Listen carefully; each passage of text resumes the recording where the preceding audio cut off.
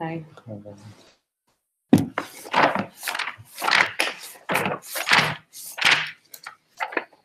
It must be interesting this thing that you're going to speak about. Yeah.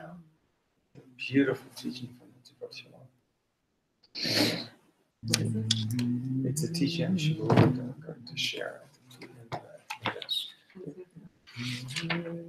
And I like when different rabbis bring like this. Like the Piaseczna brings it. It's not like Abi said in Sabbath Yerus.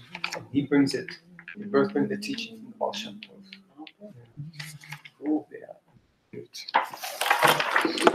Okay. Got a bunch of things here. It's maybe a little ambitious, but a matzah, organic kusmin maleh. I didn't bring it, but it's okay. Amen.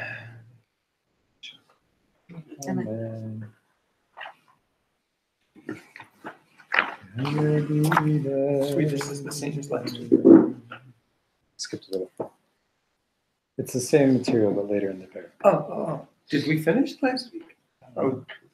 Well, Yeah. it's a long parak, so okay. I'm jumping around a little. Fine. Okay. Yeah.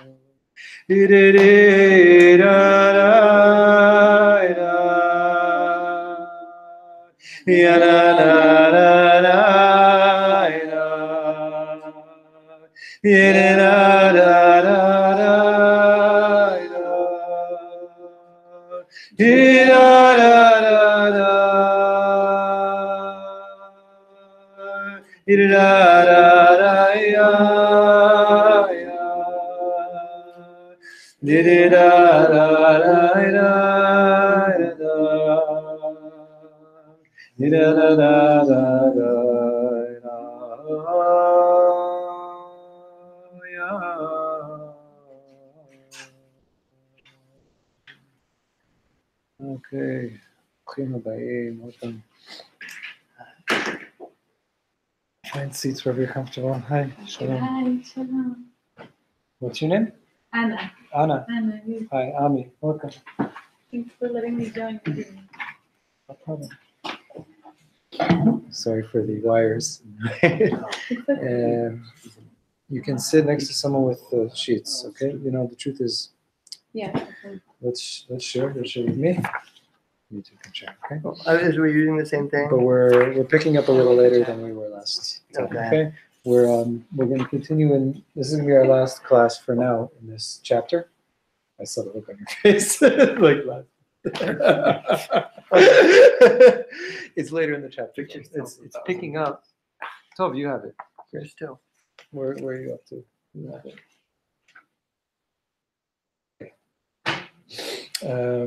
We're in the third chapter of book Mevoh HaSha'arim by the Piaseczna Rebbe, the introductory book to the book that he didn't write, or if he wrote it, we don't have it. I don't think he wrote it. I think we're not reach that.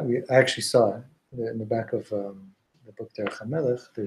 They print like they have like scraps, shards of the Rebbe's writings that made it, and one piece there is the opening sort of ma'amar of that fourth book. So that's the extent of what we have in that next book. But this is basically a book unto itself, Mevoh HaSha'arim.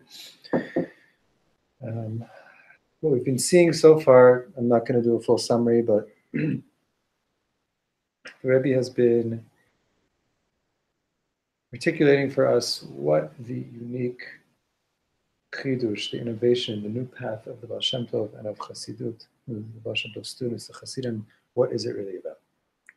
And he's explaining it in the context of the whole scope of Jewish spiritual perspective that starts from the Gemara through the generations, through the Mukubalim and the Kabbalists of the earlier generations, evil Kabbalists, and then finally the Baal Shem Tov arrives on the scene. Now what's changing, what's happening, what's marking it as something new and different.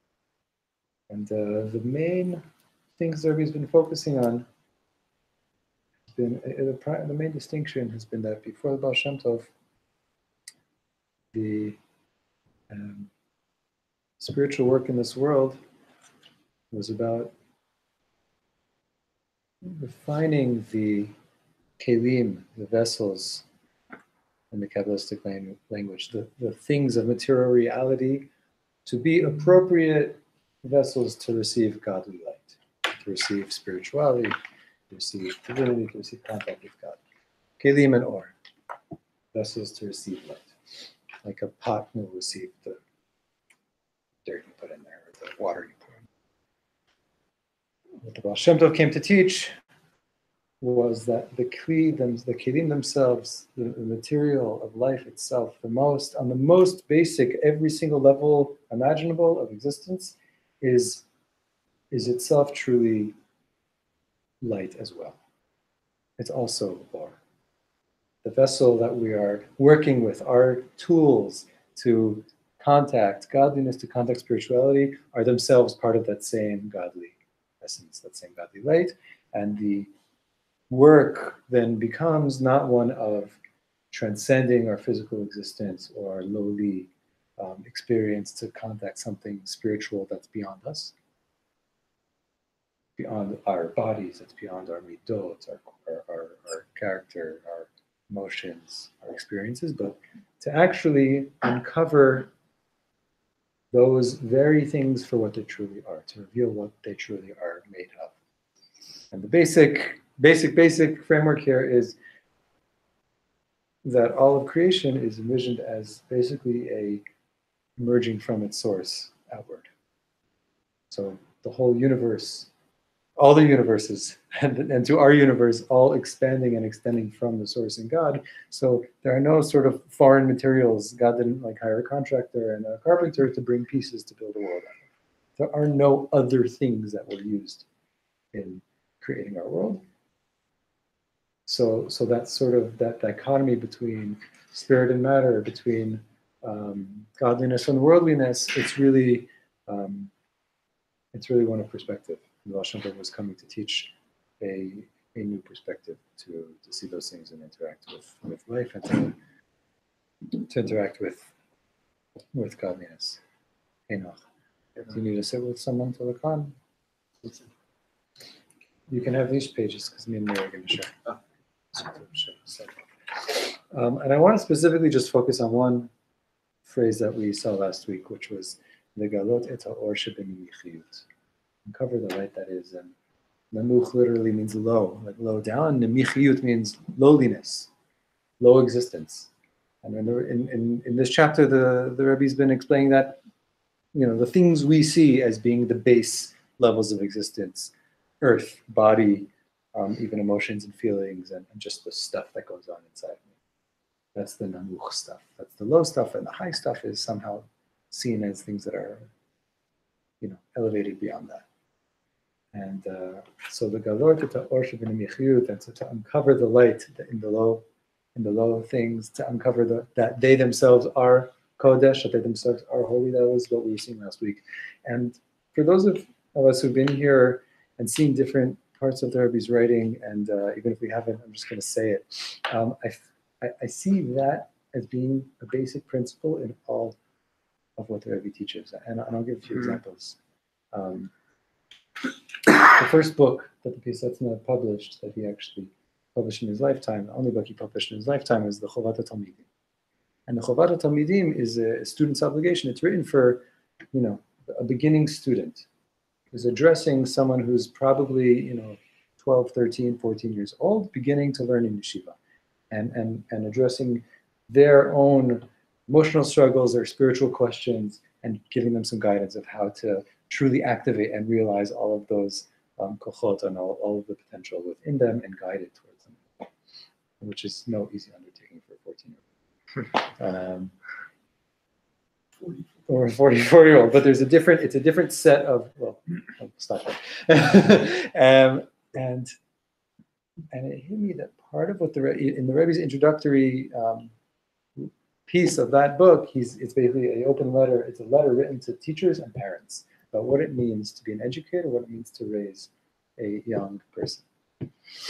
And part of what the Rebbe says is we have to reach to the nemichiyut of the child. You need to get to the low place of the student, the low place of the child, to connect with where they are and help kind of cultivate them. And just put those in. So the Rebbe is saying, well, what does it mean to raise a child? What does it mean to help somebody grow and develop? It's legalot et haor shebenimichiyut.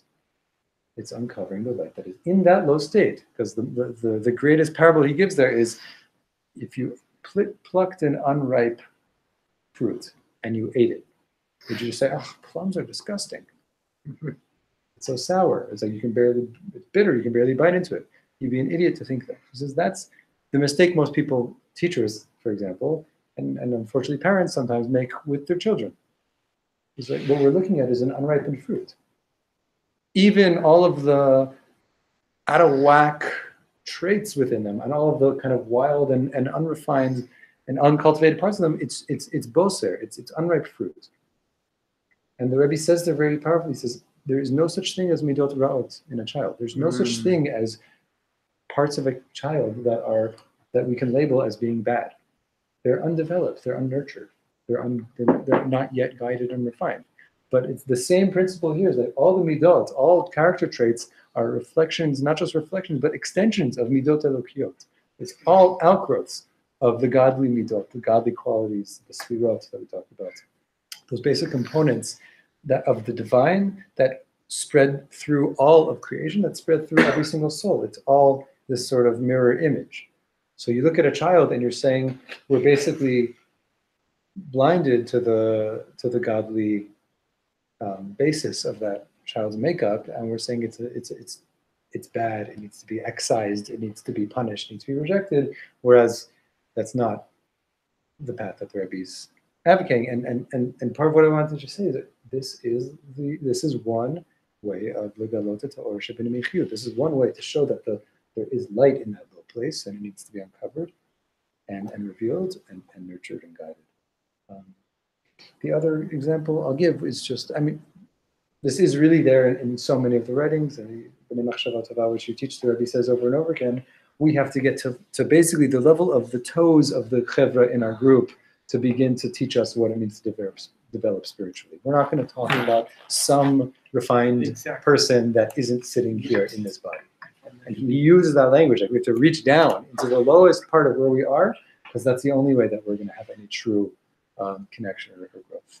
But Sefer Ish Kodesh, the book Ish Kodesh, this book, which is, because we don't know, this is the Rebbe's drashot, his Torah teachings that he taught in the Warsaw Ghetto during the years of the ghetto. He buried them, and they were discovered later. There is no greater example of uncovering the light in a low place. There is nothing that compares to what he did here.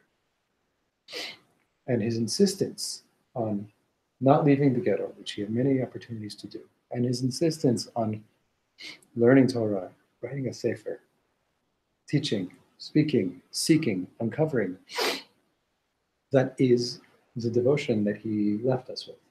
That's the path that he modeled for us.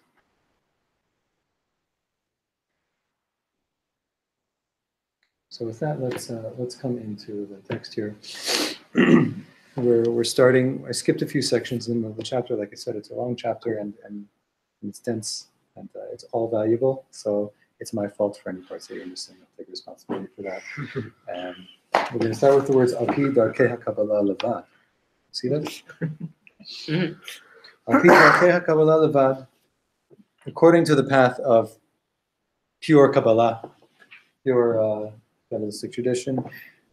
כיוון שהאורות העליונים למוח ולדעת האיש לבד נמשכו, לכן רק בדעתו ובכוונות שמכוון יכול להמשיכם.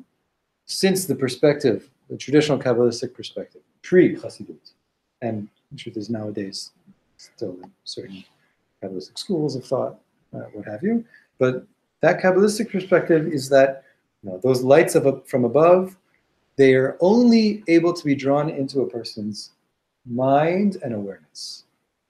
It's all mind. It's not emotion and body. Okay? So the only way to draw godly light, the only way to bring God into our world, to contact God in our world, is going to happen through consciousness. And he's talking here about the Kabbalistic practice of meditating on names of God, these three-letter combinations, these combinations of combinations, and every mitzvah you do, every page of your tefillah, every word corresponds to this sort of spiritual code.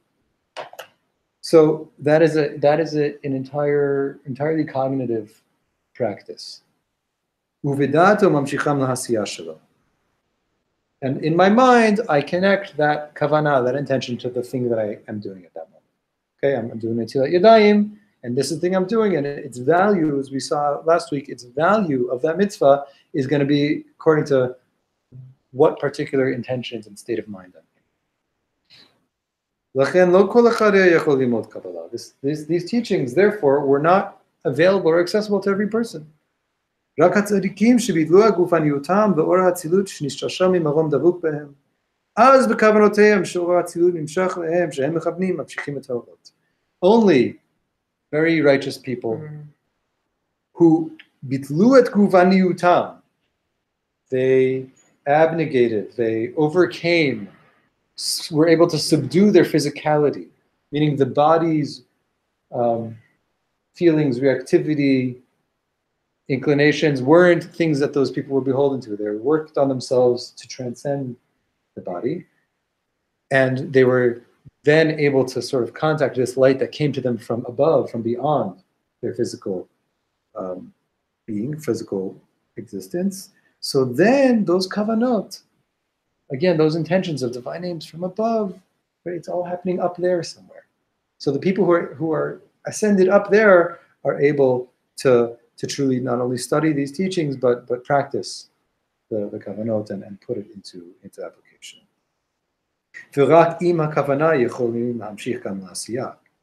The only way to make your action spiritually meaningful on that level would be through that kind of intellectual kavanah.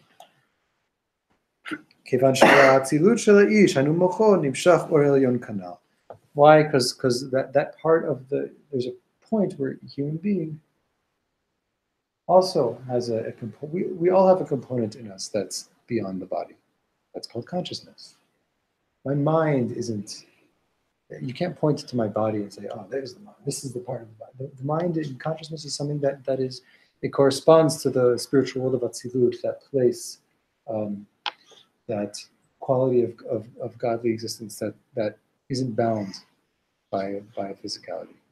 So our minds are able to access that. So the people who had these sort of very powerful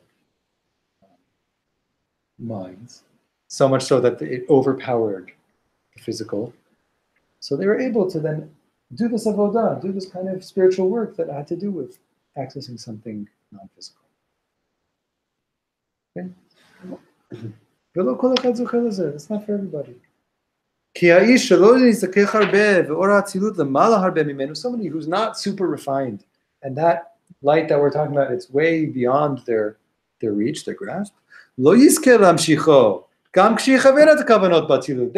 won't manage to draw that quality, that kind of godly light, to use his words. Even if they think of those names at the right time, it's not going to do the trick.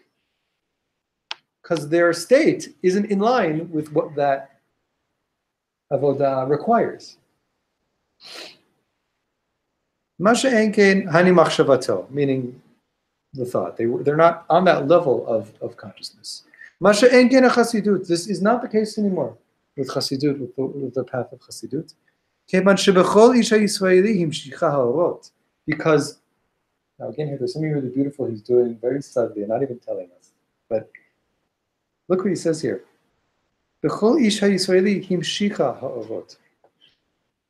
It, she, in this, drew those lights into every single person. What's the it? Who's the actor in this sentence? Chassidut. Chassidut itself, the emergence of Chassidut, the teaching of the Baal Shem Tov and his students, the practice of these Rebbes and their Chassidim, has an effect on reality. This is what he's been saying this whole time. That the Baal Shem Tov's teaching is not a new explanation. It's not, oh guys, I got it. We've been getting it all wrong till now. It's a new layer of this world's relationship with our source that was uncovered. And as he said earlier, that when somebody who's truly connected, when a tzaddik is teaching, their teaching is mamshich neshamot mamashiot. It's breathing fresh life into reality. So Chassidut drew the light into every single person.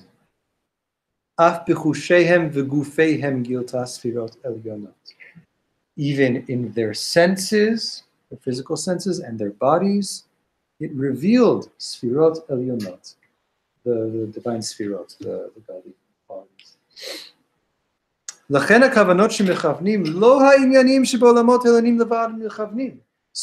So when in that framework, kavanot, the kinds of intentions, we're no longer talking about things that exist in some realm beyond.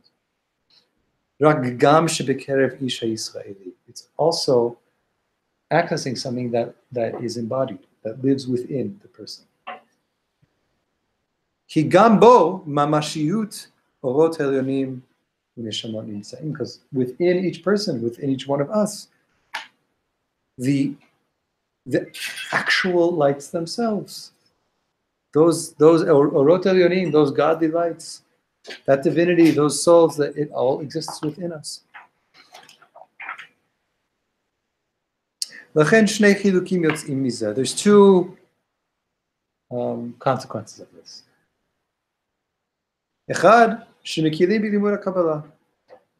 Chassidim are not so strict about who can study Kabbalah. You don't have to have perfected yourself to the best of your abilities to then start studying.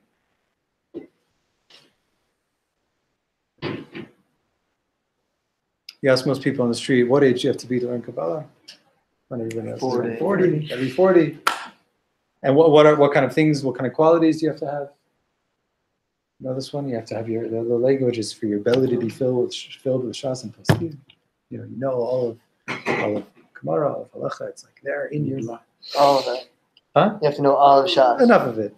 enough of it. And if you read the writings of the Chaim Vital and the Arizal students, and the kind of level of self refinement and the kind of avodah that needs to happen is a deep commitment of devotion of years and years and years. He's about to quote from the Zidichov Rebbe, Sefer Sumara. This was a student of Rebbe Melech Medezhensk in Zidichov. Yes, there's a certain age at which you have to start learning Zohar. 6. Wow. Zidichov, Kamarna, there's a statement. Yeah, 6. At 6 you start. You can start learning Zohar. I got to tell you. I don't remember what it was, but there's this beautiful Agadata in the Zohar about the story about the letters of the alphabet. It's in the Gemara also. The letters of the alphabet coming before God and saying, "Start the world with me, create the world with me," and Tav. They go from the back of the Tav to Aleph. And when I read that story to my kids, that was like the one story they kept asking. Like, where's that story? So, she was younger than 6, so maybe that was a mistake. But Bichlal, you see that in the world of Chassidut, the study of Kabbalah, the truth is most Chassidim don't study Kabbalah, which is not, most Chassidim, just in this day and age, in most Chassidish communities, they don't study much Chassidut either. Yeah. And now, on the one hand, you say that there's like a critique you can make there. Like, okay, it just became like a socio-religious group. On the other hand, something that one of my rabbis said to me that really stuck with me, B'makom sheish Chassidim lo lomdim Chassidut. Like if you're Chassidim, you don't need to learn Chassidut. It's everything you do. It's the whole lifestyle. It's the whole path. It's the whole avodah is colored by that. It's not even a distinct. You can't. It's like a limb of the body. You can't distinguish a chassid from the Chassidut. It is the life. The critiques still remain as well, but there's both sides to that. The Sefer Sumer Rava say Tov Ita. So the Zidichov Rebbe said, in our day and age, balabatim, simple people, they go to work, they feed themselves and the family, they do what they got to do day in, day out. They need to learn Kabbalah too these days.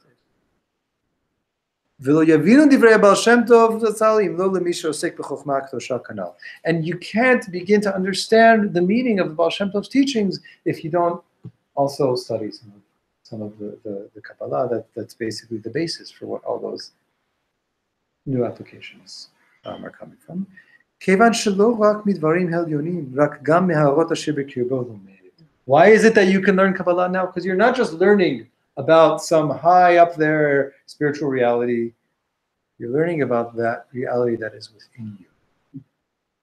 The right study that leads us to think. There's a mirror to your insides. אך על ידי שעובד ומכוון בהערות אשר בקרבו, גם בהערות אשר במרום על ידי זה פועל, וגם מהם ממשיך אורות, כמו בכל ההשתלשלות שזה משפיע וזה מקבל וכולי. And by, he's going to speak about this more now, by practicing the kavanot, right, those intentions, that focusing your connecting in your avodat Hashem, your service of God, on those lights that are within you, it has that same effect of drawing that light onto you as well, because it's like a continuum. It's a continuum. I'm no longer transcending myself to reach God. I'm finding God by going deeply inward. And deeply inward is drawing from everything that it comes from that whole everything that precedes me, the whole thing that I emerge from. I'm drawing that through. But the way in is in. It's namuch again. It's a downward movement, an inward movement. It's not a get beyond myself movement. It's connect to beyond myself through myself. And there's another new phenomenon that arises from this. Somebody who can't both have the kind of intention and focus in their avodah and also be mitorer, be awake, be excited, I don't just mean like as an attitude, but be full of vitality in what they're doing. אז מוטב שיוותר לכוונות. ובשעת התפילה לא יכוון. It's better for you to not think about those names of God and any of those spiritual worlds and I'm in this olam now and this word is about these 3 letters. Better to get rid of that. For someone who can't do both. Obviously, he's saying the ideal is you can bridge the universes, so to speak. But somebody who can't do both, which is most of us, especially if we haven't spent time like learning what the whole system, So better to not hold on to these kavanot when you're davening.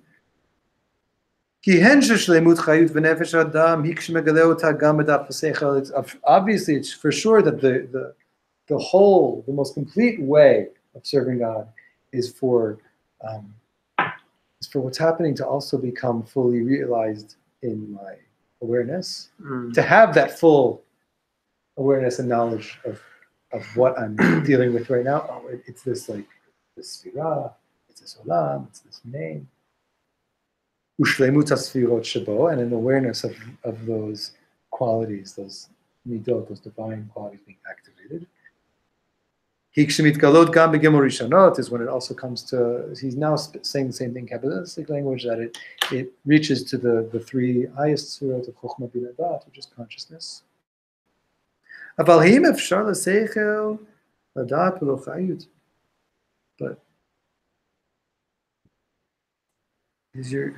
can your mind grasp anything if it's not alive?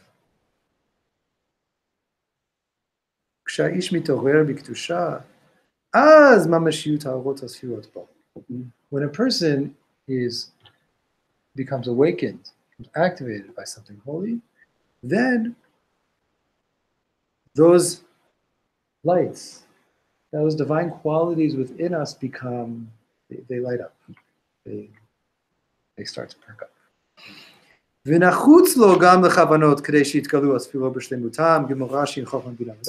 only then will those kavanot, those meditating on God's names and awareness of the olamot, bring that light to consciousness. She'im hamidot, because the midot, first those inner qualities, the emotions, the feelings get activated, and then having in mind the divine names and understanding what's happening on that level will be effective, will be appropriate. But if this isn't possible for you, so if you get excited, you get awakened, and you're not putting on those kavanot, you're not attaching it to those names of God, those alamot, those awarenesses,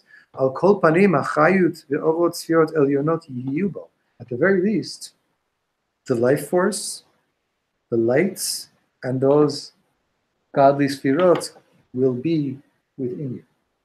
It's like the on-off switch. There's an on-off switch. And if we skip the on-off switch and just go to trying to understand something, there's another place in one of the drashot where he's on Chanukah and Derech HaMelech. It makes sense.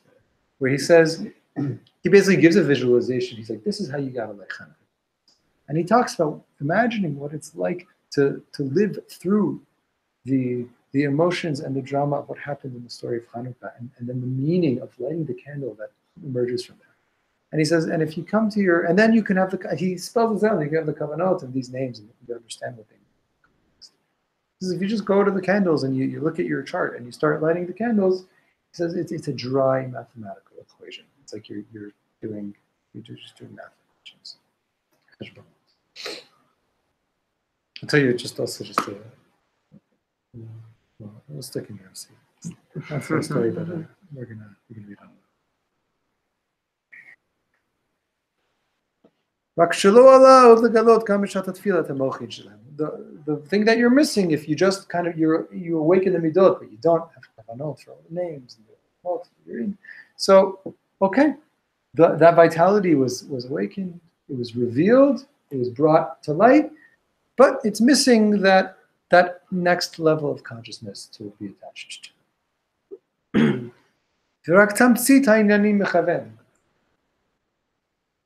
And what your kavanah then becomes the tamsit, the sort of more basic, distilled version of those godly qualities. And I would even say, he'll say this more, I think, explicitly, but we'll wait. It's not true. Any of what he's saying here, it's not true if you start to have kavanot and you just look at all the names and the charts and the things like that, but you have no vitality in you. It's like somebody who's standing there imagining that they're in Yerushalayim, but they're in Minnesota. It doesn't bring them to Yerushalayim. So having kavanot without being enlivened by what you're doing, it's what he's just saying here is you don't make the bridge. The connection doesn't happen. Whereas if you are riled up, you're mitorer, you're awakened, there's a sense of contact with what you're doing. So you don't have those Kabbalistic sort of codes or understandings of on that level of what this is. So what happened was you awakened, you aroused the midot, and they didn't reach, you didn't in yourself connect them to their full awareness that they could reach. Okay, so the Yeshal Malechet. There's what that everyone can learn.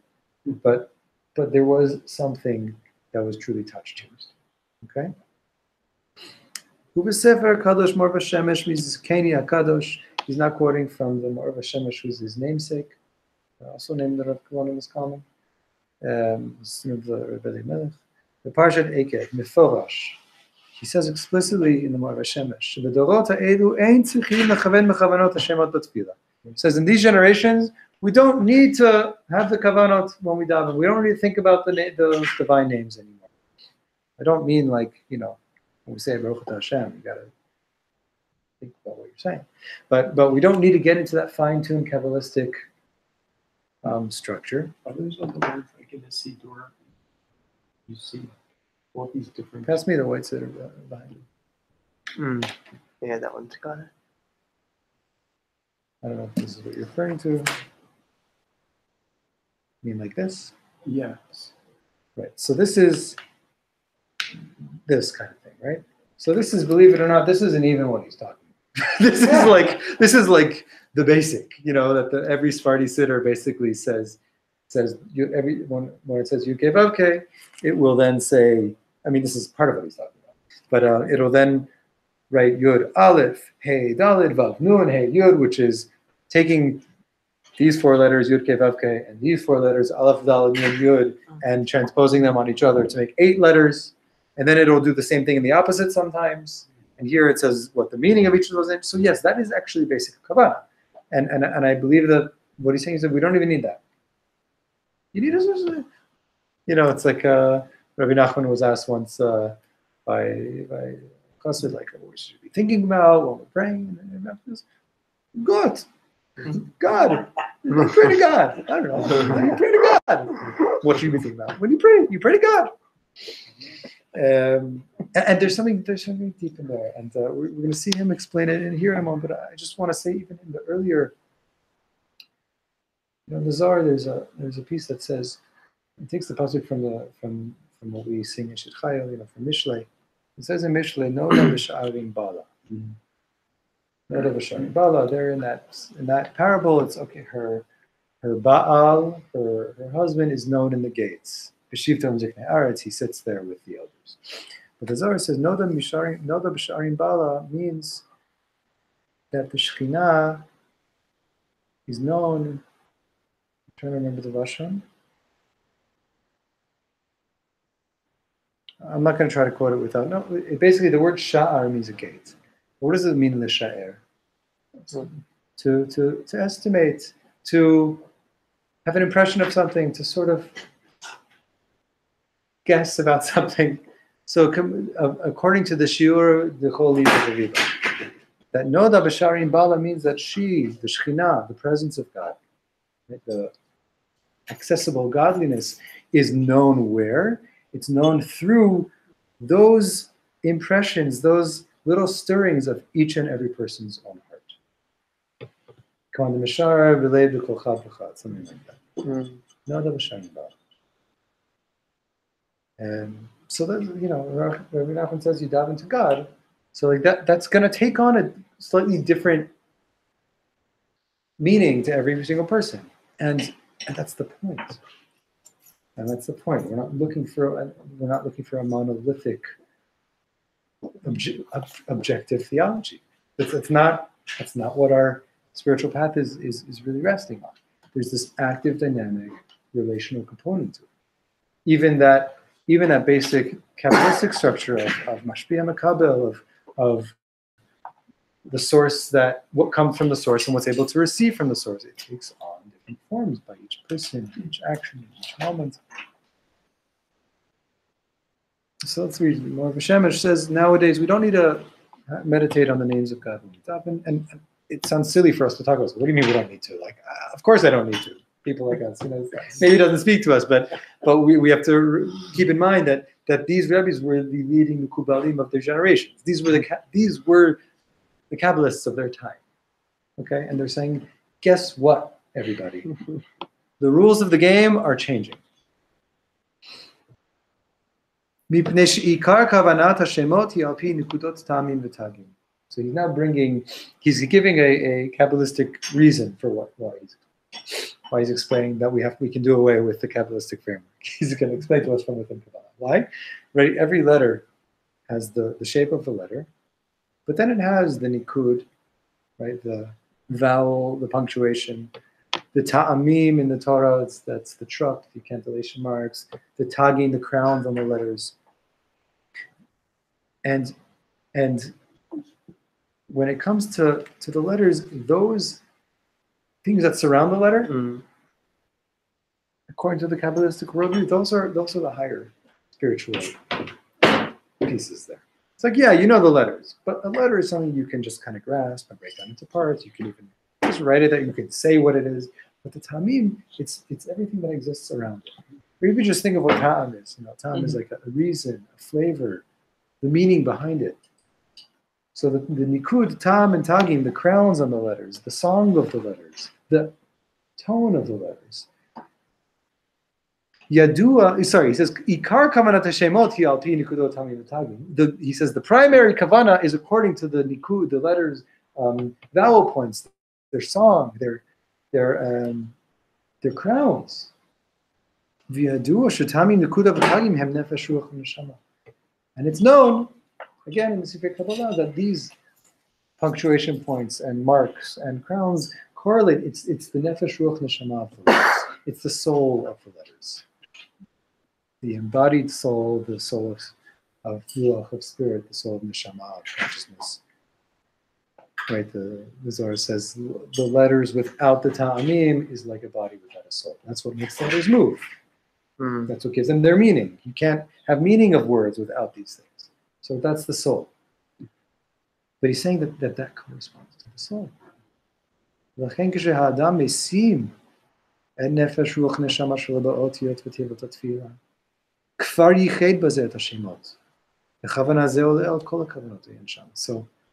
if the main importance, the main meaning behind the kavanot has to do with their soul, with the soul of the letters, the soul of the names that we're meant to meditate on, well, you can kind of bypass the whole thing, he says, by putting your nefesh ruach neshama into the letters of tefillah. You hear like what he did here? It's like, just imagine it's like we have this big page with letters and points and marks and crowns. And he's saying you're basically abstracting your soul onto a piece of paper. So one thing you could do is meditate on all those things. Another thing you could do is apply your soul to the letters you're saying. And when you attach your soul to the letters you're saying, you've not only accomplished the purpose of those kavanot, but kavanah zo olel kol kavanot. This is greater than anything you could sit there thinking about and meditating on. You're actively doing it. You're there. So here's a story I want to tell you before. I heard a recording of Reb Shlomo Carlebach talking, and he said he was once teaching, and somebody raised their hand. Excuse me, Rabbi, I hear you talking about these Kabbalistic ideas and God, and these spiritual things. So whenever I've learned Kabbalah, people have these maps and charts and on the board, things like that. Where are your charts? And he said, said, if you come to a city that you've never been to before, you're a tourist. So who do you want as your tour guide? You want somebody with a lot of maps, or do you want somebody who lives there? Oh, it's beautiful. So you can access this stuff through the maps, and it remains you and the map. Or what the Marva Shemesh and the Piaseczna is saying is that the whole teaching of Baal Shem Tov, it's about living. And living there kind of really requires more for us to go deeper into where we already live. But it does require something else. But we can do it. It's accessible. It's accessible. Now he continues, and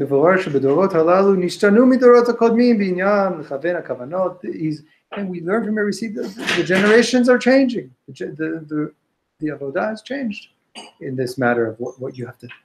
Where is this relevant to us? I said kavanot. I don't think any of us has illusions that we're supposed to be happening with all these names floating around us. It's not how we were trained. It's not what we necessarily think that we should be doing right now. But the basic thing of kavanah here is what am I supposed to be focused on? Am I doing the right? Is what I'm doing the real thing, or is somebody else doing the real thing? Mm-hmm. And are the people who really know a lot more than me really doing the right thing? And what he's saying here is you're doing the right thing if you're able to connect your inner world to what you are doing.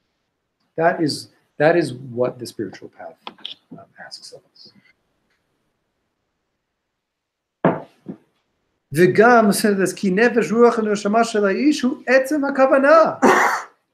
is the essence of those kavanah? What is the essence of those meditations, of those names of God? It's the nefesh, ruach, neshama. It's those levels of the parts of ourselves that live within us. Lo mashu b'marom levad, not just some disembodied thing up there. Uvesefer HaKadosh is a beautiful Avodat Yisachar me'Rav HaKadosh Rabbi Beresh me'Valmarsh v'Lekutim ita od yoter. So he quotes another Sefer Chassidus Zel Shana. Maran HaRabbi Mimagolnitza, the Rebbe Magolnitza, who also Rabbi was a descendant of on part of his family from Magolnitz. Hayo Omer al Inyan HaKavanot. What did he teach about kavanot? About what kind of meditations, intention, what you should be focused on? Ki kol ma she'yivchar ish ha'Yisraeli kavanot le'atzmo. Whatever the intentions each person, each one of us choose for ourselves, they accept it all in heaven. Meaning whatever meaning you are putting in your words, that is the kavanah you should be having. That is the kavanah. That is not only acceptable, that's the kavanah. That's the kavanah.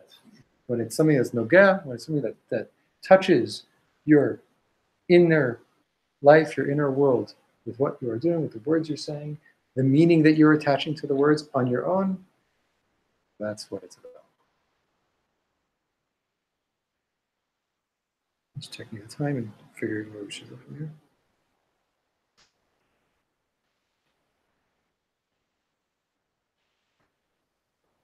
Just give me a moment. Tough, let's read on. It's good stuff to read on. והוא העניין שברוב הימים נשתלשל וירד הדבר עד שזולת החסידים אף מי שיודע מעט קבלה עבודתו בקריאות. He says, and this whole thing he's been talking about, but this is why we've seen that as time goes on,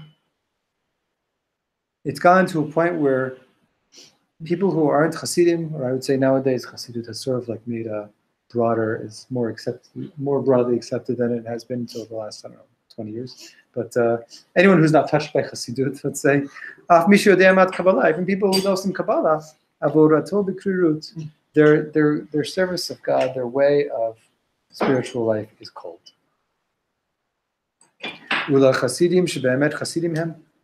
But for Chasidim who are truly Chasidim, their avodah, their work, their life, their religious life is full of warmth and hitlavut, enthusiasm. Fire. Because the people who aren't on the path of Chassidut, they can only draw something holy, only draw something full of light from above, from beyond themselves. Only those who are able to make that ascent. do. Like the Kabbalists of previous generations. Which other people, most people can't do, and especially in our generations, where we're in a much lower state than people were before, as far as our spiritual refinement. How does that? Yeah. How does that make sense with also his claims about the impact of Chassidut, right? If the teaching of the Baal Shem Tov and the rest of the Hasidim have drawn so much more light into the world, how can he, at the same time, right, say that we're lower? Right. It's sort of a dynamic that he talks about, that it's actually like it's this part of the same thing, I would say. That getting lower is also the pathway to bringing a different quality of godly awareness into the world, of contact with God. But we also have to go low to bring God low. There's both happening at the same time. There's greater distance.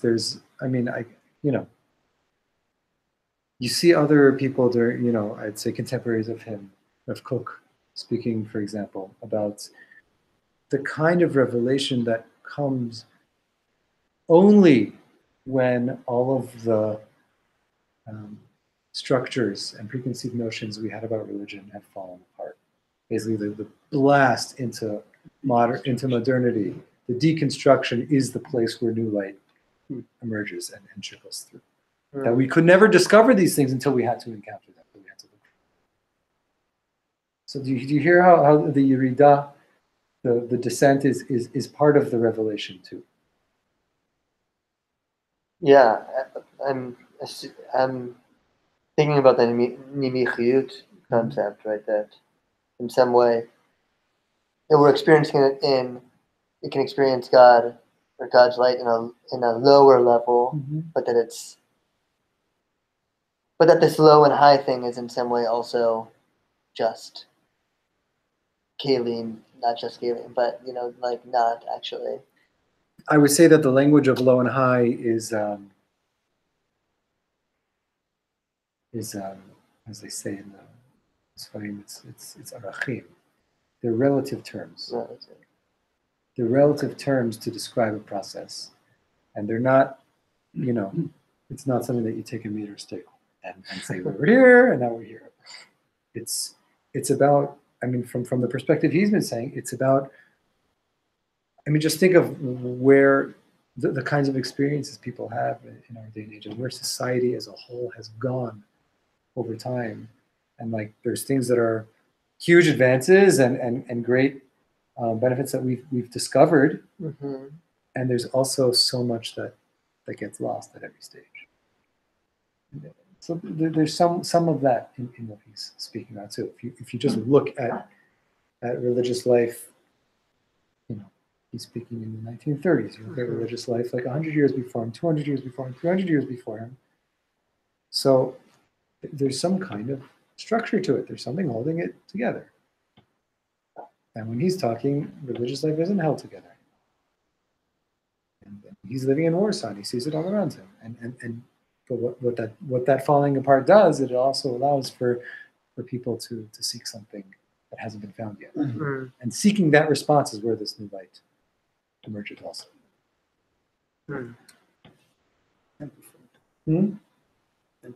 Do I have an example? You have an example. You want to share? Yeah. I'm thinking, for example, about the internet. We have now much more knowledge approachable to everyone in the world. Right? Most of the people, what they do is that actually youngsters are just watching movies and series, Netflix and all this stuff, instead of spending time in gaining more knowledge and deepening. But what he's trying to do is to say to these youngsters, if you look into those lower things, those movies, you can find there a lot of interesting things to expand your knowledge and to yeah. Can I give another version of your mashal? I think the internet is a great mashal.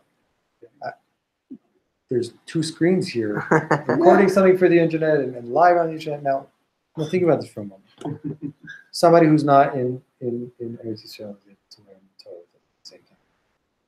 Somebody who would never walk into a shul, or maybe not even be allowed into a shul, is able to learn Torah. People who don't understand Hebrew, and are in some other end of the world, and maybe don't even do any mitzvot, are able to learn this Torah.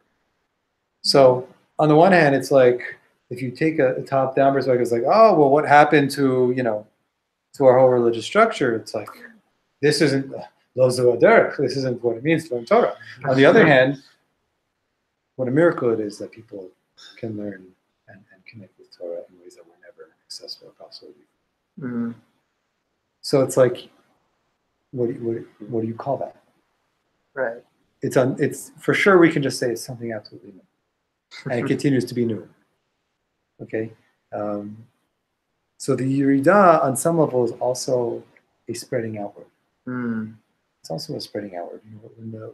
Where this chapter began was the Baal Shem Tov's vision when he went into the room of Mashiach and said, "When are you coming?" Mashiach said, "When your wellsprings burst outward." Mm. And everybody can do the kind of yichudim that you can do. Everybody can perform these kind of great spiritual feats that the Baal Shem Tov. So wait, you mean the whole world's going to be Baal Shem Tov now? But what the Baal Shem Tov took from there is every person in their own way, in their own level, it's very related to what he just quoted from Rav Shemesh, can attach themselves to God in the way that they can. Mm-hmm. And on that level, it's like what the Baal Shem Tov is doing, because that's what the Baal Shem Tov was doing. How do I take me and reach you? Mm-hmm. In every way I can, with each part of the experience here. Yeah, so that's what I think the Yerida has to do. Mm-hmm. I'll say there's a Shvach HaDoros. Shvach HaDoros means that the generations are Shvach. Yerida HaDorot, that they get weaker. But I sometimes say Shvach HaDoros. They're also Meshubachim. There's something praiseworthy of the generations as they kind of get messier.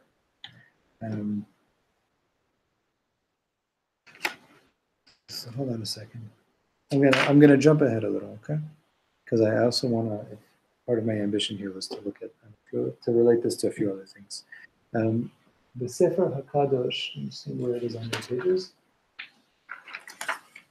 See here on the next page, Sefer Hakadosh Zot Zichron. See this? Okay. He's talking here about the mitzvah, how this applies to the mitzvah of the Ahavta et Hashem Elokecha. You have to love God. So he says, I'll just say on regular Chad, people, there's all these great questions and great books. What do you mean? What does the Torah mean? Okay, I understand. You command me to eat matzah. I know how to do that. It's something I can control. But you're going to command me to love? You're going to command me to fear? To have awe? How do you command that? How do we understand that mitzvah? What are the parameters of that mitzvah? And so what he says in the previous paragraph is that for Hasidim, this is like, they just like brush it aside. It's like, well, what do you mean? You feel love, so you can love God. You feel awe, you can have awe of God too. If you have contact with your emotions and that's your starting point, so it's not a question anymore. What do you mean, command me to love God? We're not thinking about it that way anymore. So he's going to give a few examples. It's a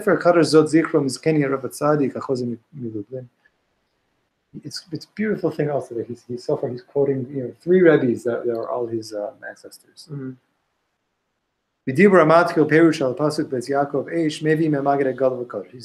from the Magid Mezush. What does a person do who wants to be aroused and awakened with a feeling of love of God to pray? I want to pray. Say I'm supposed to feel love for God when I pray. I want to feel excited. How am I supposed to do that?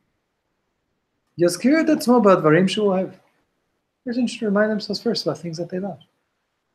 What brings out that feeling in you? Kigonet banav. Think about your children. Afet me'otav, your money. Think about your money. The things that you're really attached to, that you really care about. Umin avazo yavo le'avat Hashem. And from this love, you can bring yourself to love of Hashem. When you start to then become conscious of, wow, look at what God has done for me. I love my kids so much. And then you go from that intensity of feeling to just remembering where it comes from. So that's a way to love with Hashem. And amazing. Figure, how much do you care about your money? Imagine, like he's saying the mush, you want to prepare for tefillah. Sit there and think about your money. Feel how much you care about and are attached to this thing, and what it does for you, and think about where it comes from, and it's as doable as that.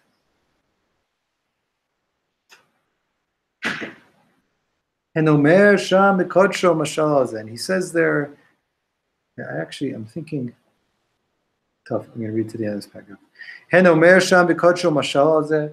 He gives in the Chozeh Milublin gives a parable to explain this. Haish lavir tavera. Lagomer is coming up when you want to burn a fire, you want to light a fire. You can't just light big logs and coals right away. So first you use some straw, some twigs. And from those small, skinny straws, you're able to then catch, from the kindling you can catch the logs.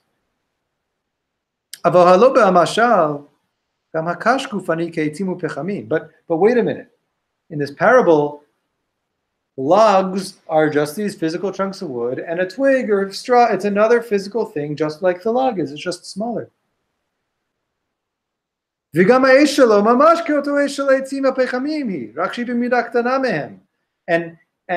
the fire of straw is the same exact fire of a log, it's just much smaller and easier to light. That's why you can transfer over from straw to logs. But that doesn't work with what the Maggid is talking about. Does your love for money have anything to do with love of God? Does your love for things in your life in this world have to do with this mitzvah? How is it possible to awaken a pure, a holy love to God? Through prayer? Through your love for your money. This is a low, earthbound, just not such holy thing, not inherently holy. Avala anal, but this is what he explains. I don't know if this is the Piaseczna explaining this now or the Chozeh. It sounds like the Chozeh. Kol midotav af hagufaniyut shel isha Yisraeli. Well, I mean, this is his language. All of our midot, all of our parts, all of our emotions, our feelings, af hagufaniyut, gufaniyot, even those that are part of our bodily life, shel isha Yisraeli hishtalshalut sfirot ilaotem. All of them are extensions of the godly sfirot. Again, just remember the context in which we exist.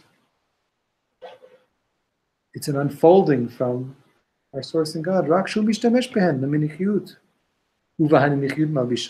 rather, we're just using those godly parts of ourselves for low things in that moment, and we're enclosing them in low things. What is defining my ahava, my sfirat chesed right now? That's alive in me.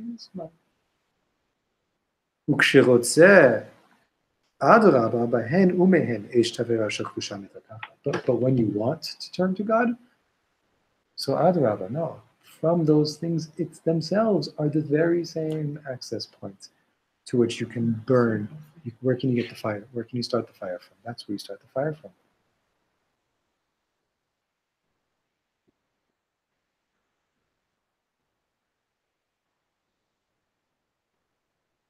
So this whole thing is regular chat. What he's saying here is it's transforming, it's redirecting things that are already here and present within us, and guiding them towards a holy address. That's kind of that's the avodah that he's talking about. There's a transformation there, but that transformation is first of all present.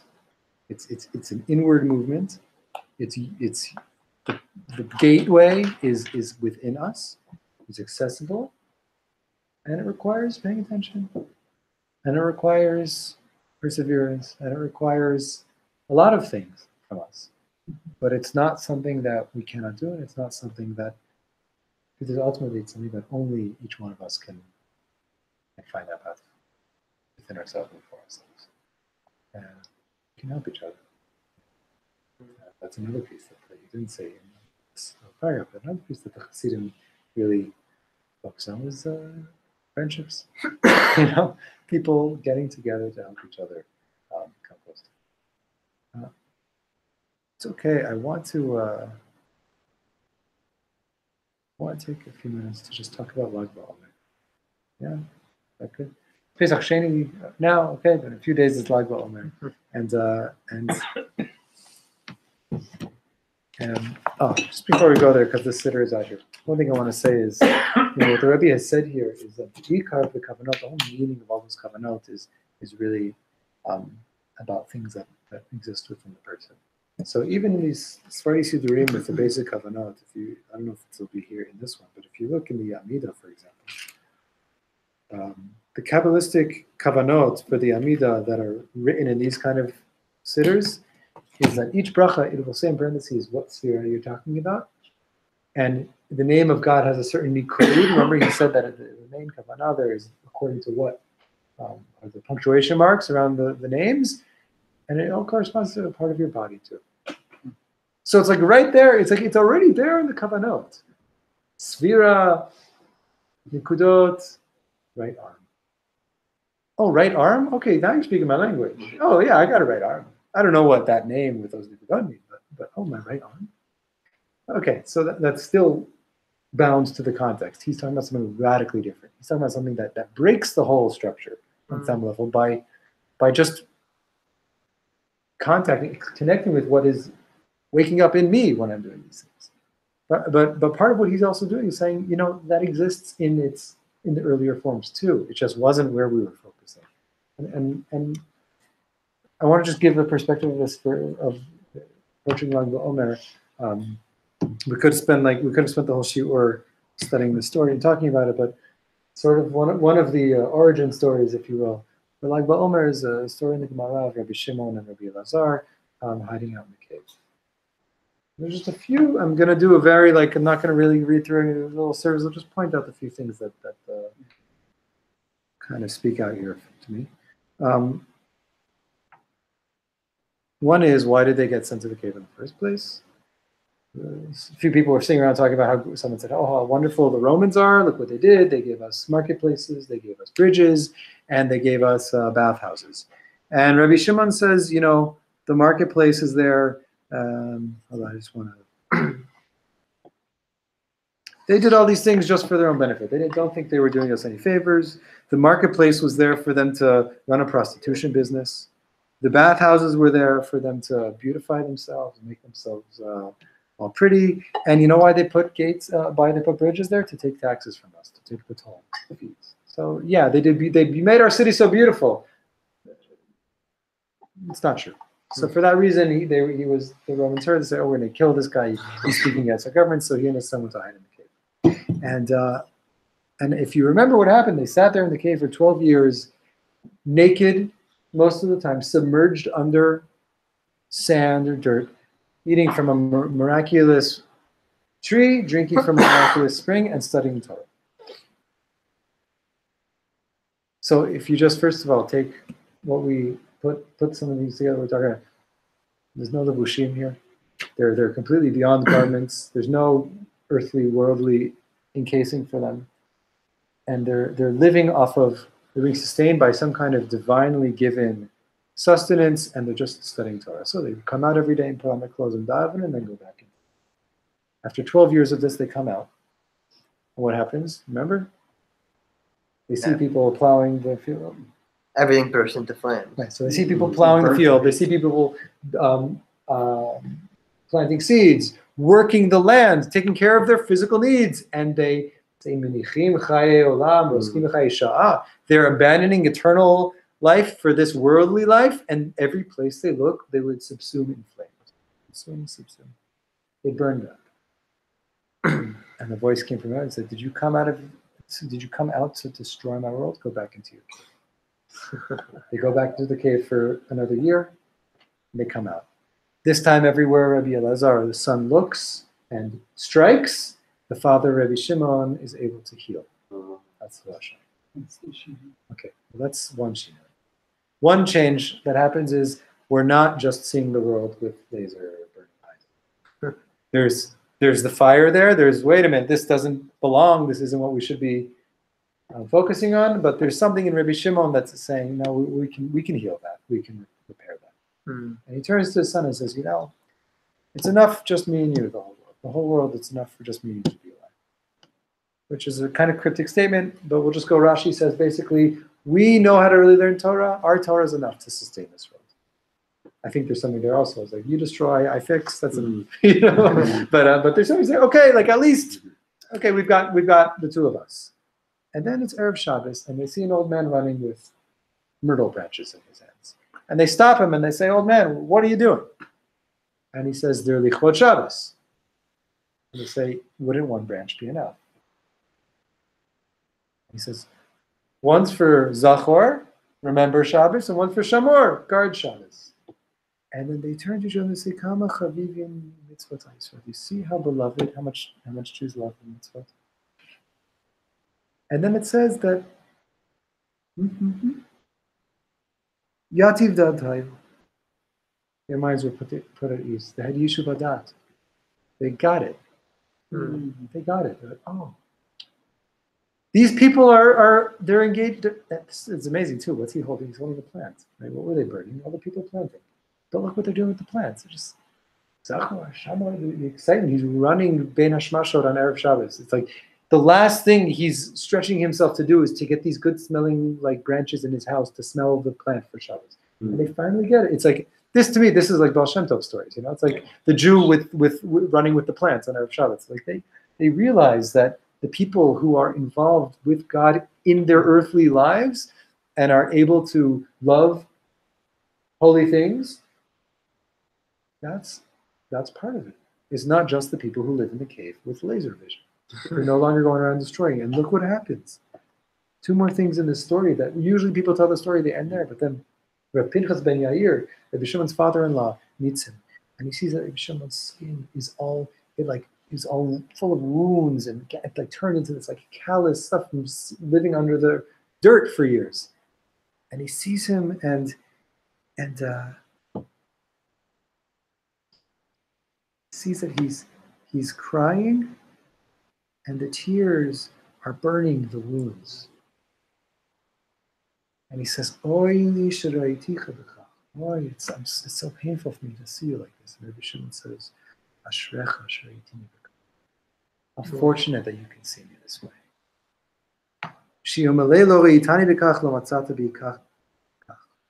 For if you never saw, if you didn't see me as I am right now, if this didn't happen to me, I would have never reached where I reached. And then he explains that it used to be when I would say halacha, you'd give me 12 reasons it's wrong, and now you say halacha, I give you 24 reasons it's wrong. What he's basically saying is like, you see, my body has gone through some transformation that has made my Torah that much more. And yeah, there's pain here involved, right? There's pain. But there's also something that, in a sense, like Reb Shimon, his body is part of it now too. And then, this is the part that blows my mind. Then he goes on. And he says, since we had this miracle, God gave us this tree, this water thing, we survived, let's go fix something. Let's go fix something. And then he says, Dichtiv, why? Because it says, V'yavo Yaakov Shalem. Yaakov Avinu, after he fought with the Ish, the angel, he came out with a wound. But then it says he comes Shalem to the city of Shechem. He came complete. V'yamarav Shalem begufo, Shalem b'mamono, Shalem b'torato. What did it mean that Yaakov survived something and came out whole, even though also like Rabbi Shimon, he was wounded by it? He was whole in his body. He was whole in his money. He was whole in his Torah. All of a sudden, money and body and Torah are all part of what we're talking about here. And now look what they quote the teaching.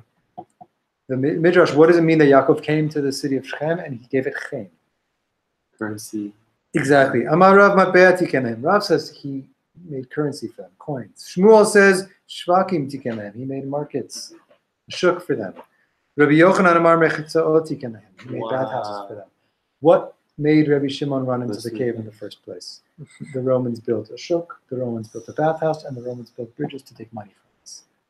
Yaakov Avinu went through what he went through, and then he came to a city and he shuk for them in the bathhouse. And Reb Shlomo says, I'm going to do the same. I'm going to go also fix the city. You see like how deep this transformation was? Not only there's that level of burning people, not burning people, healing people, accepting people. And there's that level of the thing I was saying that the Romans were doing for all the wrong reasons is exactly what I need to be learning from now to do for people. But not like the Romans did, but to do it in a way that's going to truly help the city, the society. He goes and they basically say there's a huge field and it used to be a cemetery. We don't know where there were graves and where there weren't. So the whole place is Bechezkat Tuma. The Kohanim who aren't allowed to enter a graveyard, they can't walk through here. They don't know where to go. Reb Shimon went around and magically he basically was able to somehow detect where there had been graves. Somebody told him there's plants here, things like that. He was able to detect the graves and mark them, and now he was mitaher in the city. He brought purity to the city. What does it mean to be purity to a city? What Reb Shimon did. Through these experiences, he went from that place of only being able to criticize because of his high and deep spiritual place, to not only being able to heal and accept, but also use that ability to bring tikkun to people's lives. So, Lag BaOmer is coming, like we're playing the light fire of Reb Shimon. It's part of what we're learning here. It's part of what we're seeing here. The light drawing into the body, the light drawing into the interactions with other people. Okay, he burned somebody with his vision after this too. Whatever, I live with the story. But and I think that's significant because the fire has to be there still too. The fire doesn't go out, but the earth is able to be given its proper place too. Giving Tara, what he actually does is he purifies the earth. Literally the earth that people were walking on, he shows where is it Tahar, where is it. He's bringing that vision out of the cave, out of the miraculous connection with God to a place of how do you see the earth?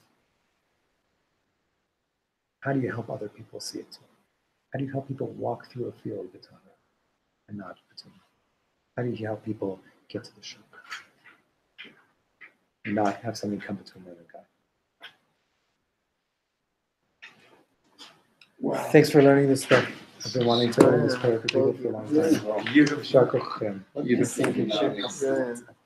Shimon and Piaseczna both said